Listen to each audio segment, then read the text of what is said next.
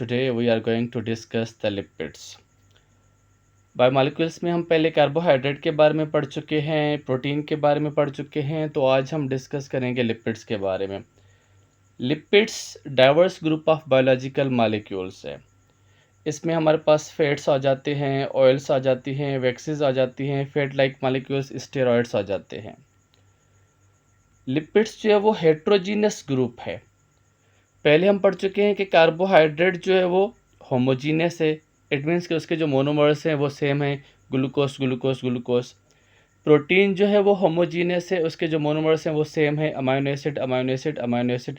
लेकिन जो लिपिड है वो हेट्रोजीनियस ग्रुप है। इट मीन्स कि उसके जो मोनोमर्स होते हैं वो सेम नहीं होते, वो डिफरेंट होते हैं। इनसॉल्युबल इन वाटर, ये इनसॉल्युबल इन वाटर है कि वाटर में जो है वो सॉल्व नहीं होती, डिजोल्व नहीं होती। Soluble in organic solvent like ether, acetone and alcohol, तो इनमें ये सॉल्युबल होती है। Made up of carbon, hydrogen and oxygen like carbohydrate, ये कार्बोहाइड्रेट की तरह कार्बन, हाइड्रोजन और ऑक्सीजन की बनी हुई है, लेकिन जो ऑक्सीजन का रेशियो है वो कम होता है। जैसे कार्बोहाइड्रेट में हमने पढ़ा था कि जो हाइड्रोजन एंड ऑक्सीजन का रेशियो होता है वो 2:1 होता है, लेकिन यहाँ पे जो रेशियो है ऑक्सीजन का वो कम होगा। फॉर एग्जांपल हमारे पास एक कॉमन लिपिड की एग्जांपल है स्टेरिन। उसके फार्मूला को हम देखें तो C57, H110 एंड O6। तो अगर हाइड्रोजन और ऑक्सीजन का जो रेशियो है उसको हम आपस में कंपेयर करें तो ऑक्सीजन इसमें बहुत ही कम होती है। Due to high quantity of carbon and hydrogen, double energy than carbohydrate. तो लिपिड में क्या होता है कि कार्बन और हाइड्रोजन बहुत ज़्यादा क्वांटिटी में होते हैं, इसलिए इसमें एनर्जी कार्बोहाइड्रेट से ज़्यादा होती है। हमारे पास कुछ कॉमन लिपिड्स हैं जैसे acyl glycerol, waxes, phospholipids, टर्पेनॉइड्स, prostaglandin, steroids. तो इन लिपिड्स के बारे में हम डिस्कस करेंगे। सबसे पहले हमारे पास है एसाइल ग्लाइसरोल। एसाइल ग्लाइसरोल क्या है? Ester of glycerol and fatty acid के ग्लाइसरोल और फैटी एसिड आपस में मिलके एसाइल ग्लाइसरोल बनाते हैं। कॉमनली हम इनको फैट्स एंड ऑयल्स कहते हैं। नॉट सेम मोनोमर्स, इसके जो मोनोमर्स हैं वो सेम नहीं है। एक हमारे पास है ग्लाइसरोल और हमारे पास है फैटी एसिड, तो ये हेट्रोजीनियस ग्रुप है, इसके जो मोनोमर्स हैं वो सेम नहीं है। ग्लाइसरोल क्या है? ग्लाइसरोल की अगर हम बात करें तो glycerol tie hydroxy alcohol 3 carbon each with OH group के। ग्लाइसरोल में क्या होता है कि 3 कार्बन होते हैं और हर कार्बन के साथ OH ग्रुप होता है। ठीक है, तो इसलिए हम इसको ट्राई हाइड्रोक्सी अल्कोहल कहते हैं। ये अल्कोहल है, ठीक है। ट्राई हाइड्रोक्सी, इसमें 3 हाइड्रोक्सिल मतलब OH ग्रुप होते हैं और 3 कार्बन होते हैं, हर कार्बन के साथ एक OH ग्रुप होता है। ये ग्लाइसरोल का स्ट्रक्चर है। अगर हम फैटी एसिड की बात करें तो फैटी एसिड में 1 कार्बोक्सिलिक एसिड, 1 कार्बोक्सिल ग्रुप होता है, COOH को हम कार्बोक्सिल ग्रुप कहते हैं। एंड लॉन्ग हाइड्रोकार्बन की चेन होती है, लॉन्ग हाइड्रोकार्बन की चेन को हम R से शो करते हैं। ठीक है, तो एसाइल ग्लाइसरोल में ये दो चीज़ें होती हैं, ग्लाइसरोल प्लस फैटी एसिड।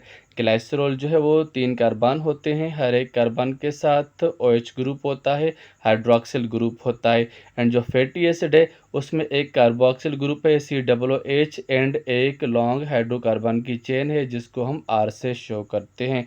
अब जो हाइड्रोकार्बन की चेन है इसमें जो कार्बन होते हैं वो इवन नंबर में होते हैं, 2 से लेके 30 तक हो सकते हैं, 2, 4, 6, 8, 10 इस तरह होते हैं। अगर हम बात करें कि ग्लाइसरोल के साथ अगर एक फैटी एसिड हो तो इसको हम मोनो एसाइल ग्लाइसरोल कहते हैं। अगर ग्लाइसरोल के साथ 2 फैटी एसिड हों तो इसको हम डाई एसाइल ग्लाइसरोल कहते हैं।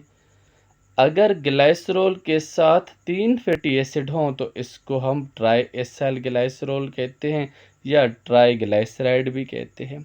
अब जो ट्राई एसाइल ग्लाइसरोल है ये न्यूट्रल होता है। इट मीन्स कि इसमें जितने भी OH हैं वो बॉन्डेड हो जाते हैं फैटी एसिड के साथ, कि जी ये जितने भी जो OH हैं वो बॉन्डेड हो जाते हैं फैटी एसिड के साथ। And no charge bearing OH is left, के पीछे कोई भी OH बाकी नहीं रहता। दूसरी जो बात हम डिस्कस करेंगे कि जो एसाइल ग्लाइसरोल हैं, जैसे हमने पढ़ा था कि जो कार्बोहाइड्रेट हैं उनमें जो बॉन्ड होता है ग्लाइकोसाइडिक बॉन्ड होता है, जो प्रोटीन है उनमें जो बॉन्ड होता है वो पेप्टाइड बॉन्ड होता है।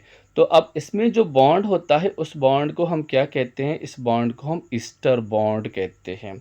अब ईस्टर बॉन्ड कब बनता है? ईस्टर बॉन्ड तब बनता है जब OH group from N acid, के एसिड से OH ग्रुप हो, और जो हमारे पास अल्कोहल है उससे H आए। एसिड से OH एंड अल्कोहल से H, ये जब आपस में मिलेंगे तो इनमें एक प्रोसेस होता है स्टेरिफिकेशन, और स्टेरिफिकेशन के बाद इनमें बॉन्ड बन जाता है जिसको हम ईस्टर बॉन्ड कहते हैं। तो ईस्टर बॉन्ड तब बनता है जब OH from acid and H from alcohol ये आपस में जो है वो प्रोसेस करें, स्टेरिफिकेशन करें, तो इनमें ईस्टर बॉन्ड बनता है एंड वाटर का मॉलिक्यूल जो है वो रिलीज होता है। तो इसी तरह यहाँ पे एक एसिड, यहाँ से OH, एक वाटर का मॉलिक्यूल, दूसरा फैटी एसिड OH, दूसरा वाटर का मॉलिक्यूल, तीसरा फैटी एसिड और H, ये तीसरा वाटर का मॉलिक्यूल। तो इसी तरह यहाँ पे 3 वाटर के जो मॉलिक्यूल हैं वो रिलीज होते हैं। प्रॉपर्टीज़ ऑफ फैटी एसिड कि अगर हम बात करें फैटी एसिड की प्रॉपर्टीज़ की, हमने पढ़ा ना कि जी ग्लाइसरोल और फैटी एसिड होते हैं, ठीक है, एसाइल ग्लाइसरोल में। तो जो फैटी एसिड है वो तकरीबन 30 डिफरेंट फैटी एसिड्स होते हैं, उनकी लेंथ जो है वो डिफरेंट होती है। एसिटिक एसिड में जैसे 2 कार्बन होते हैं, ब्यूट्रिक एसिड में 4 कार्बन होते हैं, पामिटिक एसिड में 16 कार्बन होते हैं, एस्टेरिक एसिड में 18 कार्बन होते हैं। अब ये जो फैटी एसिड्स हैं वो 2 तरह के होते हैं, saturated acyl glycerol, unsaturated acyl glycerol, saturated fatty acid, unsaturated fatty acid. तो जो सेचूरेटेड फैटी एसिड्स हैं उनको हम फैट्स कहते हैं। इसमें क्या होता है कि all internal carbon atom पजेज H side group, कि इसमें जितने भी जो इंटरनल जो कार्बन हैं उन कार्बन के साथ जो है वो H ग्रुप होता है दोनों तरफ से। अब आप देख सकते हैं कि जितने भी कार्बन हैं तो दोनों तरफ से इनके साथ H ग्रुप है, तो ये इट मीन्स कि they are saturated with hydrogen, के दोनों साइड से जो हाइड्रोजन के साथ सेचूरेटेड है, तो इसलिए हम इनको सेचूरेटेड एसाइल ग्लाइसरोल या सेचूरेटेड फैटी एसिड कहते हैं। दूसरी जो डेफिनेशन होती है कि don't contain any double bond between carbon atom of hydrocarbon chain, कि इसमें जो ये हाइड्रोकार्बन की चेन है तो उसमें कार्बन के एटम के बिटवीन कोई भी डबल बॉन्ड नहीं होता। आप देख सकते हैं कि इनमें सिंगल सिंगल बॉन्ड है। ये सॉलिड एट रूम टेम्परेचर होते हैं, हायर इनका मेल्टिंग पॉइंट होता है, कॉमन इन एनिमल लिपिड्स, के एनिमल लिपिड्स में ये कॉमन है, इनको फैट्स कहा जाता है। एग्जांपल है स्टेरिन एंड पामिटिक एसिड। दूसरा जो हमारे पास है जी अनसेचूरेटेड फैटी एसिड, ऑयल्स भी हम इनको कहते हैं, not fully saturated with H। अब इसमें जो कार्बन हैं वो फुल्ली सेचूरेटेड विथ H नहीं होते, ठीक है। यहाँ पे हम देख सकते हैं कि कार्बन जो है ये कार्बन कार्बन कार्बन कार्बन, अब ये देखिए कार्बन, अब ये जो कार्बन है इनके दोनों तरफ से H नहीं है, तो it means they are not fully saturated. एक डेफिनेशन तो इसकी ये हो गई। दूसरी डेफिनेशन होती है कि कंटेन वन और more than one double bond between carbon atom of hydrocarbon chain, कि इसमें जो ये कार्बन के एटम है हाइड्रोकार्बन चेन में, इसमें क्या होता है कि 2 बॉन्ड होते हैं, डबल बॉन्ड होते हैं, ठीक है, एक से या एक से ज़्यादा कार्बन में, और ये लिक्विड एट रूम टेम्परेचर होते हैं। लोअर इनका मेल्टिंग पॉइंट होता है, कॉमन इन प्लांट लिपिड, जो प्लांट्स में जो लिपिड्स होती है वो अनसेचूरेटेड लिपिड होती है। एग्जांपल है हमारे पास ओलेइक एसिड का। अच्छा जी, अगर हम अनसेचूरेटेड लिपिड एसिड को फर्दर हम देखें तो जो अनसेचूरेटेड है उसमें क्या होता है कि डबल बॉन्ड होता है, ठीक है। तो अनसेचूरेटेड में फर्दर ये सिस और ट्रांस फैटी एसिड हो सकते हैं, कि अगर जो डबल बॉन्ड है, ठीक है, उसमें जो हाइड्रोजन है वो सेम साइड पे है, एक ही तरफ है, तो इसको हम सिस कहते हैं।